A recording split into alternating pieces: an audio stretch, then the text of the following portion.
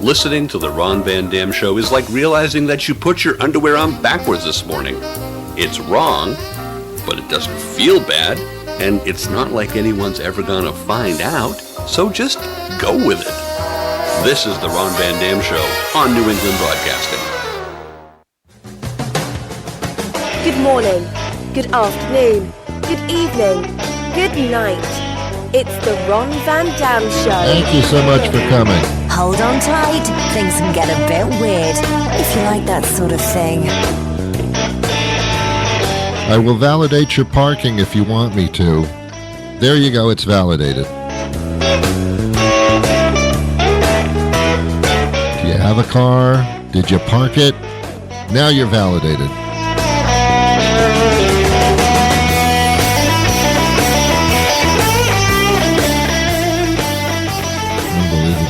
Unbelievable. This car thing is driving me nuts. I like cars, I hate cars. Can we say that together? I got to clear my throat. We like cars, we hate cars. I don't understand it. It's a yin-yang, win-lose, Bobby, Joey kind of situation. I love cars. They're fun to drive. It's the only place where I can sit in my, they call it a cabin inside of the car, that driving area there where people sit, you listen to music or you don't. It's a cabin. It's wonderful. It's like a hermetically sealed, safe place. I love it. If in the summer you can turn on the air conditioning and it's a cool little cabin all to yourself. In the winter, you put on the heat, and it's a place to go where I can warm up comfortably with my own choice of how warm or how cold I want it to be. I can open up the windows and let in some fresh air. Oh my God, fresh air! Yes, as you're moving in the car, the air is even fresher because it's moving. Oh, I love the cabin idea. And it's pretty in there, too. You got the steering wheel, so you feel like you're in control. It's that feeling of being in control because you got a steering wheel in front of you. What can be more in control of that? And you got the music if you want it, as I just said. You got the climate control. I can control my climate. I can't control the climate on the planet. That's going to hell. But I can control the climate in my cabin of my car. I can plug things in. I can do all kinds of things in that cabin. And the best thing in is it's quiet. It's hermetically sealed, quiet. Unless some asshole is pulling up next to you at a stoplight with the bass going in his car. Other than that, it's a wonderful, wonderful cabin experience in there. Just wonderful. And it's you and your thoughts. It's like going to the bathroom. Not that you should go to the bathroom in your cabin in your car, but it's like going to the bathroom. Once you're in there with the doors closed and the car's moving, you're untouchable unless you're in an accident. I love that feature of the car, that personal cabin. It's nice. It's nice. It's a place to go. Now, I don't like sitting in traffic in my cabin because then I'm frustrated because I feel a little bit out of control. And that's point number 2. Love the cabin, love the car, hate the traffic because there's more people like me on the road trying to get someplace, but we all can't get there at the same time.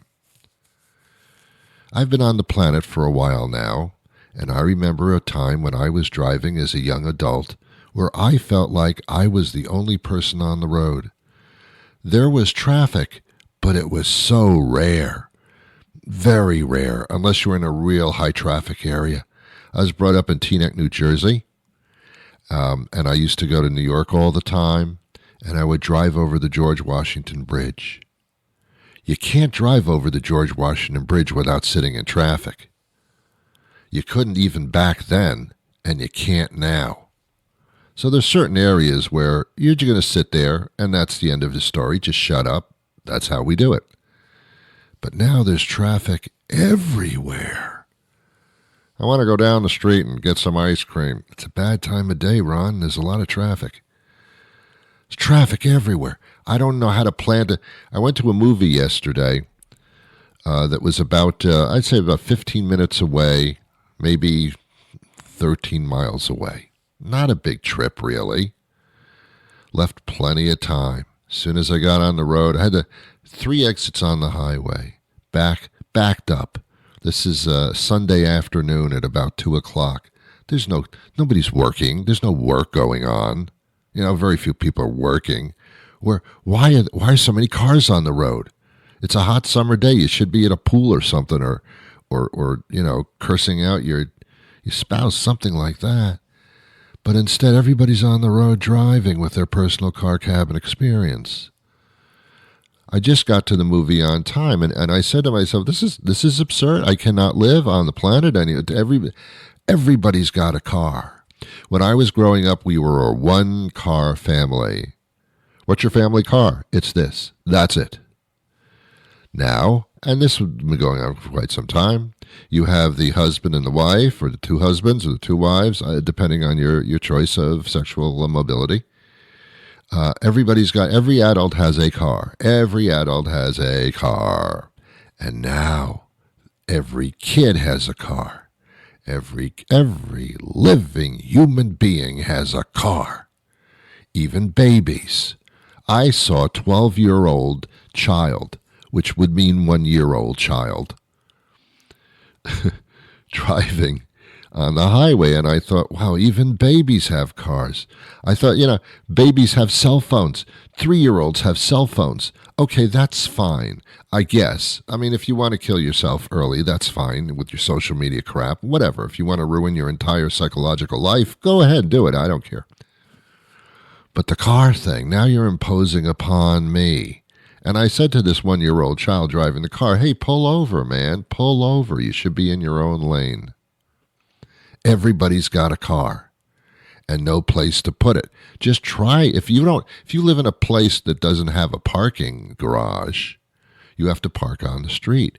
Try to find a spot on the street. Just try. I dare you. Try to find a spot on the street. A car is a burden. In most places in this great country, you have to have a car to get anywhere. If you live in New York City or Chicago, that kind of place, you can pretty much walk to where you want to go for all the good stuff. But very rarely does that happen. New York City is kind of unique in that sense. Because you can't have a car. There's no place to put it. You can shove it up your ass is about all you can do. If you had a car, you'd have to garage it at about $100 a day. The cost of your garage space and your living abode are about the same. It's unbelievable, but it's true. So no cars in New York City. Sorry, no. No. There you don't need it, and you can't have it, and you couldn't have it if you wanted to. But in every other part of this country, you got to have a car.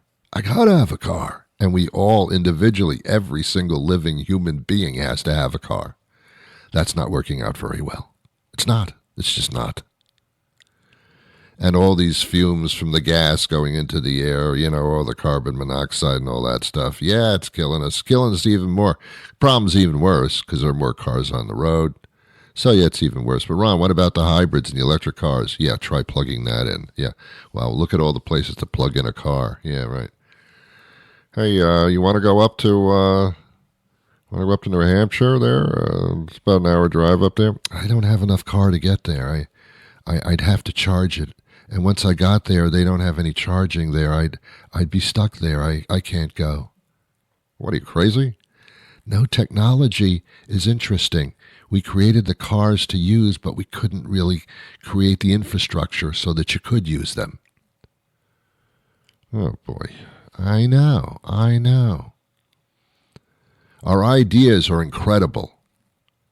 Our speed of creating these ideas and these products from our creations are incredible. Lightning speed. What's going to happen after that? We didn't plan. We have no idea. All hell's going to break loose, but I don't care. I can make my money right now by coming up with this idea and making this product. So screw the future. And that's the theme of our lives. Screw the future. Screw the future. Let's say it together. Screw the future. Our children, our grandchildren, screw them. Let's leave them the biggest pool of shit we can possibly find, and we've able to do that. We're successful in doing that. You deal with it. It's pitiful. That's the wonderful attitude of the human being these days. I just want to have a nice life, screw everybody else. Not very Christian, not very Catholic, not very Jewish, not very anything. Just very selfish. That's the way we do it. Yeah, I know. So the car, oh my God, so the car. So the cars are working out for me. Now, my car has 82,000 miles on it. That's a lot of miles. Although cars these days can last well over 100,000 miles. But I am starting to look for a new car. My God, what happened to the price of cars? The same car that I spent $40,000 on 5 years ago is now $70,000. The same car. $70,000. What, are you serious? You know, when people say, I'm very, very poor, I actually live in my car, I would say, I get it. I understand. It is like renting a place. Leasing a car, leasing an apartment, pretty much the same cost. It's unbelievable. It's unbelievable. It's nobody's fault, though, you see. Don't blame. I can't talk. Thank you. Time's up. I can't talk. I can't blame government at all. And you shouldn't either.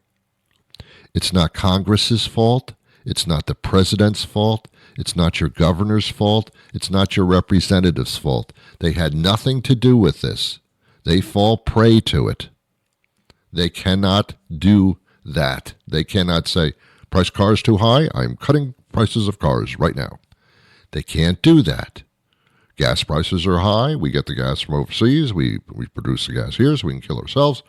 And now I'm going to slash the prices in half. You cannot do that. Do not blame government for any of this whatsoever. Who do you blame? Industry. People who want to make money off of you. They're going to charge as much as they can. And if you actually pay the price of what they're charging, they will continue to charge as much as they can. And every year the price will go up for no reason whatsoever. It's just because they make it the price and you apparently pay it. And if you can't pay it in full, they'll arrange so you can pay it the rest of your life. If they charge that price and you pay that price, this is what happens. It's industry. It's big business and little business. They have to survive. Little businesses have to survive. Big businesses, they're screwing you up the ass. They are living the highest on the hog possible because you pay the price. They charge it, you pay it. And that's what free enterprise is. Don't blame government. Don't blame presidents or governors or anybody like that. It's nothing to do with them. They're as frustrated as you are, probably more so, because they know they're psychologically going to suffer for it when it comes election time. But they had nothing to do with it. They couldn't do a damn thing about it. And you can argue that with me, but you're not going to win. If industry charges a price and you pay it, the price is going to go up. A great example of that, Comcast. Now, I'm not saying that Comcast does this alone, but they are a good example. Every year, their price will go up. Why? Are things more expensive for them? Not necessarily. Doesn't have to be. Comcast is making hand over fist money. They own Universal. They own NBC. They're buying companies up left and right with your bucks that you can't afford. And all you want is a little internet and to watch some TV without using 12 remotes. Every year the price goes up. Does your salary go up every year? No. Does big business know that? Sure they do. But they put the price on the bill and you pay it. Now come the day when people don't use Comcast anymore, price will go down significantly with them. Their special deals. Here's a Comcast special deal. Here it is. You're going to pay full price, but the full year, we're going to give you one line on our cell phones for free. Yeah, that's going to lure you in. I see. So you're going to lower the price for 1 year, and then you're going to charge me like a lot more after that. Yeah, that's right. You got it, buddy. You got it, buddy. Once we got you, then we're going to charge the fuck out of you. And you're going to have to pay it. No contracts? No contracts. Yeah. So I started talking about cars, but it kind of rolled into the money thing again, didn't it? Yeah, I know. Yeah, everything's getting more expensive. But that's the way it is. It always has been, though. You see, you don't understand. It's always been like this. When we were cutting prices back there with that pandemic thing, remember that pandemic thing? Oh, I remember that. That was fun, huh? People dying all over the place and denial about the fact that it even existed. Oh, that was a road trip from hell. But we survived that. I haven't seen one person wearing a T-shirt that says, "I survived COVID." Not one. When a team wins the World Series or the championship, they'll make T-shirts. Everybody's wearing a T-shirt of that. Surviving a pandemic, nobody's wearing the T-shirt. I survived the pandemic. What a great T-shirt that would be. You know why it doesn't work? Because we want to forget that. We just want to forget that. Yeah, but what a great opportunity for a T-shirt. I know, but we just want to forget it. Anyway, interest rates were cut. Everything was cheap because nobody was buying anything.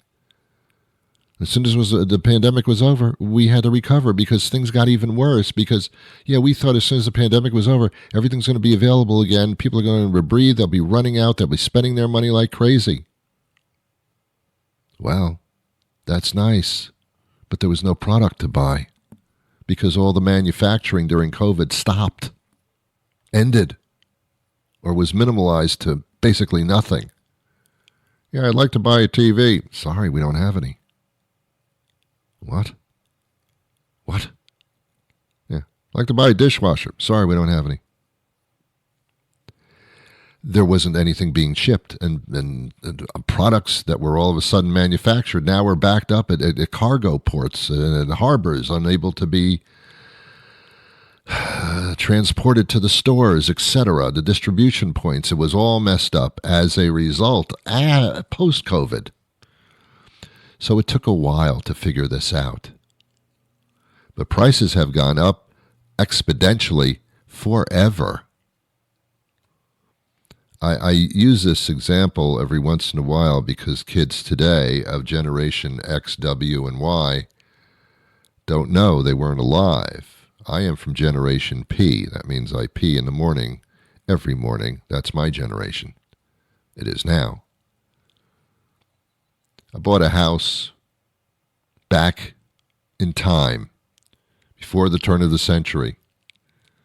Bought a house. Cost me $40,000. Couldn't afford it. Had to do a mortgage because salaries were not like they are today. Nothing close. Nobody could afford $40,000. You're saying now, anybody can scrape that together. Well, not anybody, but most people can. But no, back then, no way, nobody could. $40,000 was a lot of money. So I had to take out a mortgage. You know what it was? 12%. I think it was 14%, but I don't know, I'm thinking 12. It was way over 10%. Your mortgage is not over 10% now. You see, you don't have it that bad. But that's what it was for everybody. for decades. So don't give me that. It's always been difficult. No matter what generation you're from, it's been difficult. People suffer through the Depression and many, many recessions. It's always been difficult. This is not a unique situation at all. As a matter of fact, it's a bit more under control than it really ever has been. As a matter of fact, the economy of America, of the United States, is basically the best in the world. As we sit here right now, other countries are still suffering economically. We are not. You're saying, hey, Ron, I'm suffering economically individually. I know, but that's not the way things necessarily work. Everybody suffers economically individually, except for those rich people that are charging whatever they want, and then you pay it like Comcast people, that kind of thing. I've talked enough. I have a guest, and the guest will be joining us. But first, this short commercial word. For a company that's trying to charge you something, are you going to pay the price? Maybe you will. Maybe you won't. It's like every burger joint that I go to is like your cheese lover's burger, your bacon lover's burger, your burger lover's burger. What's a guy to do if you just love lettuce? Well, you're in luck, because Burger Guy is proud to introduce the new Lettuce Extreme. A quarter pound of succulent beef piled high with cool, crisp lettuce, iceberg, romaine, bib. It's a lettuce lover's dream, and it's only at Burger Guy. Thanks, Burger Guy. Now I know where to go to get my lettuce on. At participating Burger Guy locations for a limited time only. Supersize it with our metric ton of fries and keg of soda for just 12 cents extra.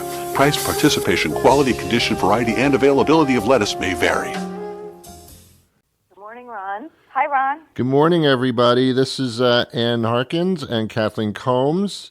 Ann is President and CEO of National Crime Prevention Council. Kathleen Combs is Senior Director and Chairperson of Cannon's Anti-Counterfeiting Committee. It's great to have you both here. My titles are not as extensive as yours, so I turn to you. We talk on this show a lot about counterfeit products and telemarketers and people being scammed, so this is right up our alley here today. What types of counterfeit products are we talking about?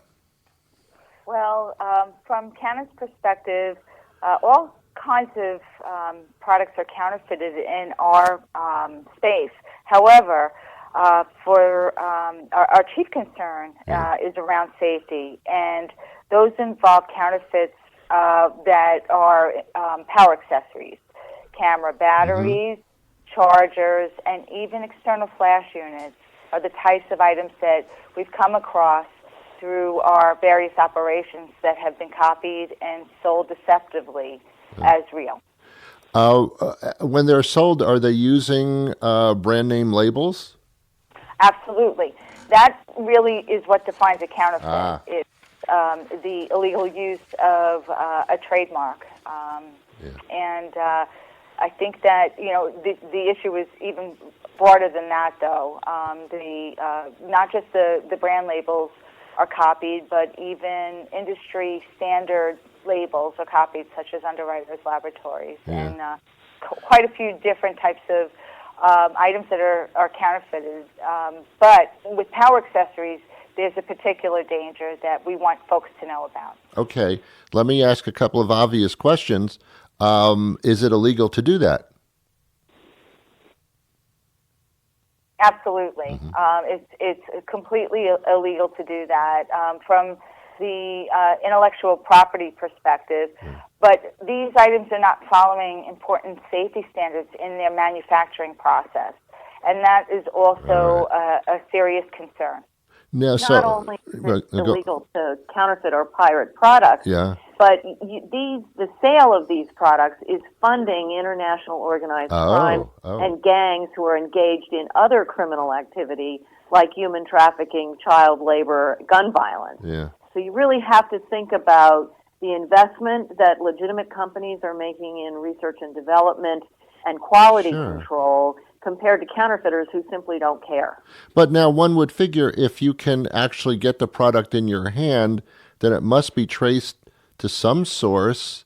So why aren't these people's butts in jail and stuff like that? I mean, how does it continue? Is it difficult to stop?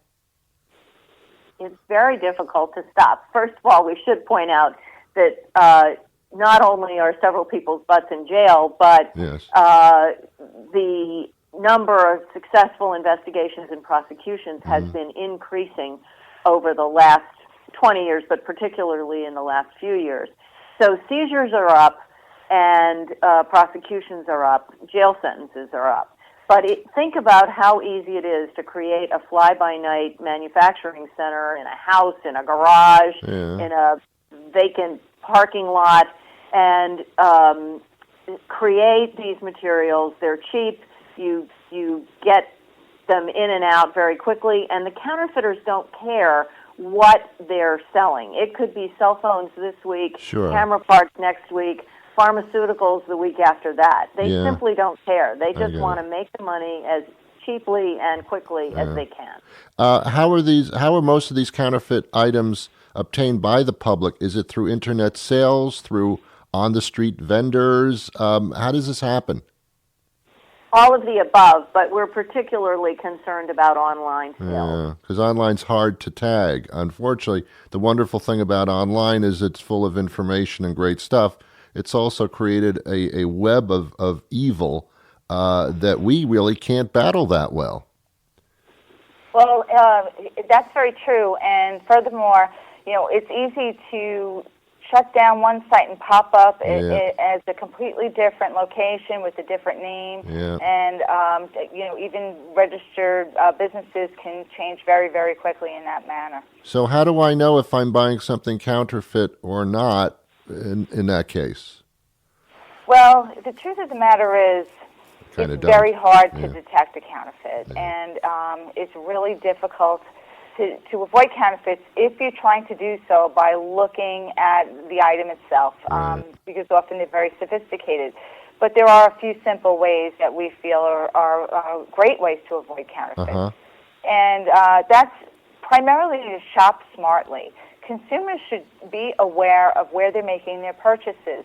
They should stick to reputable sources like authorized dealers or even the manufacturer. And they should also pay attention to pricing. That's usually a big red flag. The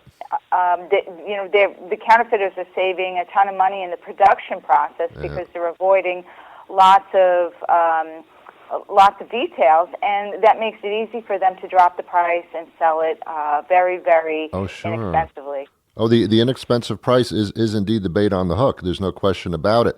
But if I go through a reputable like an Amazon or directly to a manufacturer like Canon, then I'm good. What about the wholesalers like an Amazon or some of these other sites that are reputable? Could they by mistake be representing counterfeit manufacturing? It's possible, and we're working very hard to connect with retailers at all levels to tighten up our processes and our supply chains so that we can make sure that all of the items that are being provided in a retail setting online are safe. Are distributors responsible for distributing something that may be counterfeit that they weren't aware of, yet they were the distributors, they were the end result sales vehicle? Are they responsible for that? That would probably vary with state law. I see. Okay. All right. So we just have to be really, really careful. And, we're smart people, the three of us, and, of course, all of my listeners. But I fear for seniors who might not be too aware of what's going on, young kids who just see a good price and want to go with it. I fear for people that don't know, and I guess those are the people that get smacked with this stuff. Anybody can get smacked with this stuff. Well. Seniors are susceptible in no small measure because they're too nice. We remind seniors if someone can't put it in writing, then don't buy it. If it sounds too good to be true, it probably is. and that it's okay to hang up the phone on telemarketers because I know. One of the susceptibilities for seniors in particular is that they think they have to listen and be nice to them. I know. Yeah, I know, because we all think it's some poor person who's just getting minimum wage and just trying to make a living, but they're there to get you. And yeah, it's a nasty world we live in. I know, but you got to be smart about it. How can we get more information? You can check things out at our website at the National Crime Prevention Council, the home of McGruff the Crime Dog. Yes. ncpc.org/stopfakes. Great. Important information. Thank you to the both of you for your time today. Thank you. Thank you. Take care. Well, that should do it for me today. I'll be back again tomorrow with a brand new program, but until that time arrives, I wish you peace.